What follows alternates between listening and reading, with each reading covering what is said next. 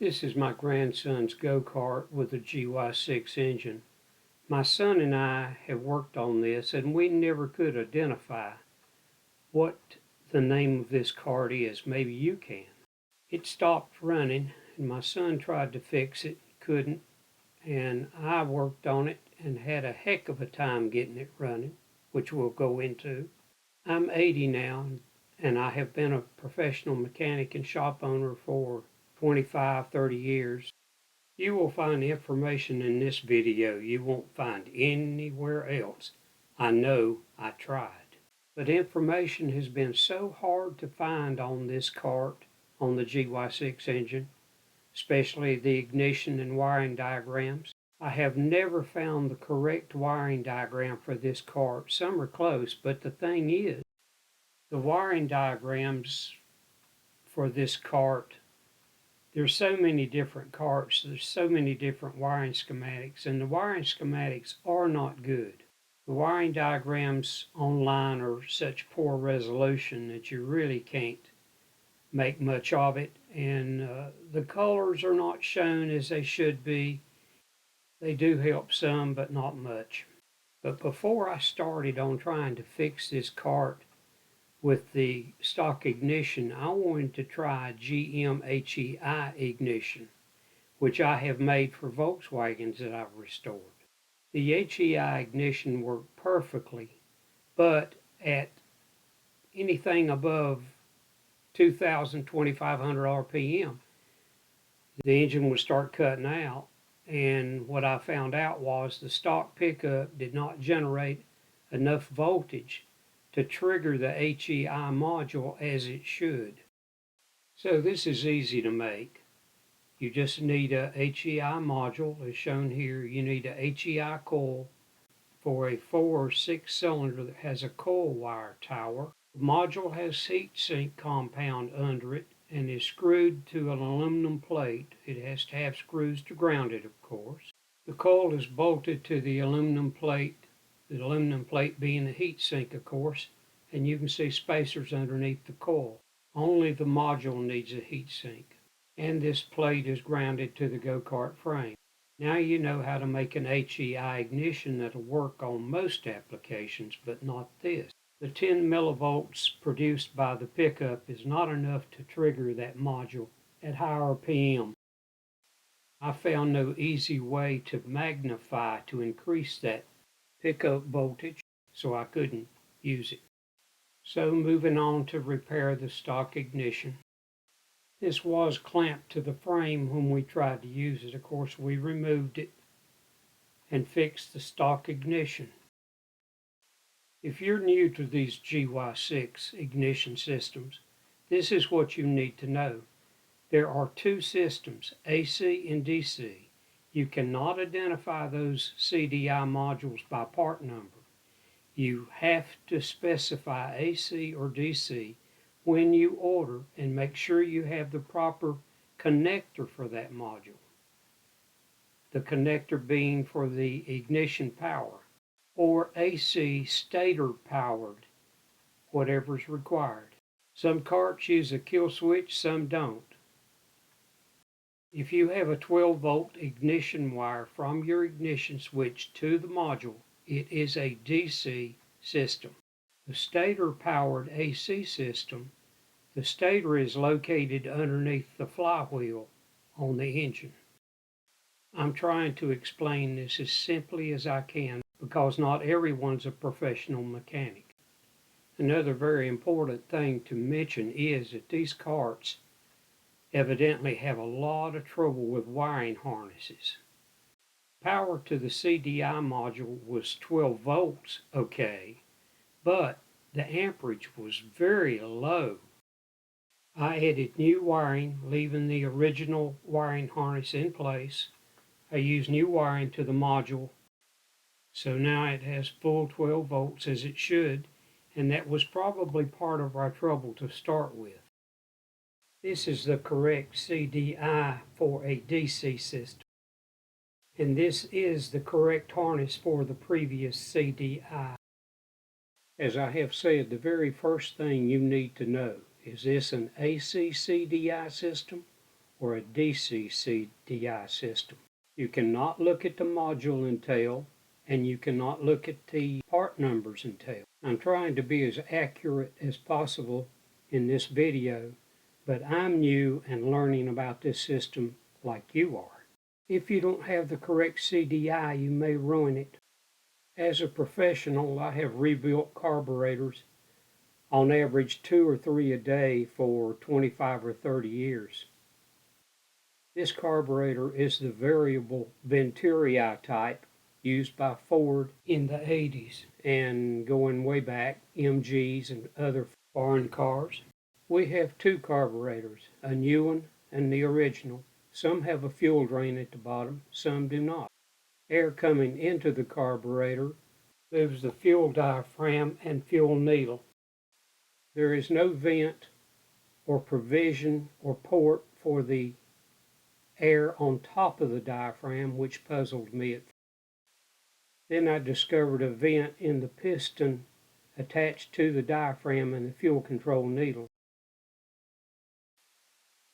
Just a guess, but I think this diaphragm is used on certain applications only. This vent hose is just that, just a vent. It is open. And of course the fuel control components. There is a vent hole in the piston that's attached to the needle, shown better here.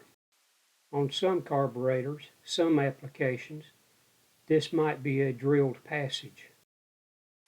And of course this is the fuel bowl with the O-ring for seal. I tried to measure these jets with the jet drill bits that I have. The choke enrichment valve fuel comes through 3, and that is a plug and a jet. That can be removed by drilling into it not far enough to ruin the jet, so you can use a small slide hammer to remove that plug jet, as shown later. The float should be parallel with the surface where the fuel bowl attaches. This is true of most carburetors. As a starting point, go by recommendations. If you have to adjust the float, you have to be very careful not to break the metal tab away from the float. The needle attaches to the float with a clip. Be sure that's in the proper place. And here are the jets removed to clean. Jets removed showing the brass seat for the needle for the fuel inlet. The enricher that supposedly provides fast idle and extra fuel for the choke, this brass seat is where the needle seats when fully extended. Be sure that all passages are clean and clear. The choke enricher, both tested, both working on both carburetors, the old and the new, had no effect at all, did not work, and why I cannot explain. The tip is flexible. This video is sped up. It takes about 3 minutes for the enricher to fully extend, and it extends from cold to hot about 1/4 of an inch. This enricher lets more fuel and air in and is supposed to give a fast idle and a cold start enrichment, but in my case it had no effect. Why, I do not know. Maybe that's the reason there's so many manual choke kits available. This enrichment needle will extend when connected to 12 volts after about 3 minutes. The small battery that came with this go-kart was bad, and a new one's very expensive. It's much cheaper and better to use a lawnmower battery, and it will just barely go behind the seat. One support bracket is clamped behind the bar behind the seat. This vertical support is made from a small piece of channel iron. You can leave part of the original battery support that is closest to you here. You can leave that there, but cut the rest of the battery support away. There is a piece of plastic tubing across the battery to hold the battery in. Plastic won't corrode, of course. with some clips that hold it in. Loosen this clamp up to remove the carburetor and lubricate that carburetor intake manifold real good with WD-40 when you insert the carburetor back into the intake manifold grommet. Number 1 is the idle mixture screw. Number 2, fuel from jet. 3, to intake manifold. 4, to intake air intake. And 5 is just a dust cover for the shaft. More about this enricher. This little port seems to be an air bleed because it's above the fuel level. You could experiment with that port by putting a small piece of wire in that to possibly make it richer. Here is the slide hammer and small screw used to remove that plug, which is actually a jet too. And this fuel port could be blocked as well. I blocked that port to disable that enricher completely because it did not work anyway, for whatever reason. Since the cold start enrichment valve made no difference on either the old carburetor or the new, this is what we did to enable the engine to start. It would not start cold without priming with ether. This is a small engine primer bulb that I used and a little vial to hold some gasoline. The hose goes from the vial through the hole in the air cleaner box and to the primer bulb.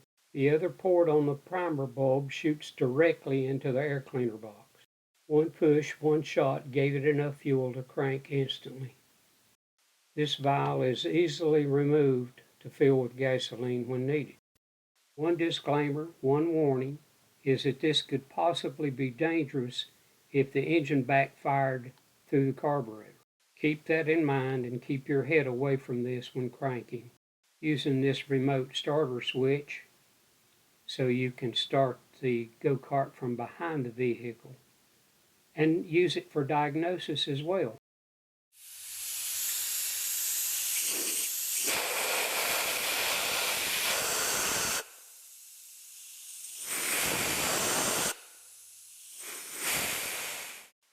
Using an air hose at a distance to blow into this intake.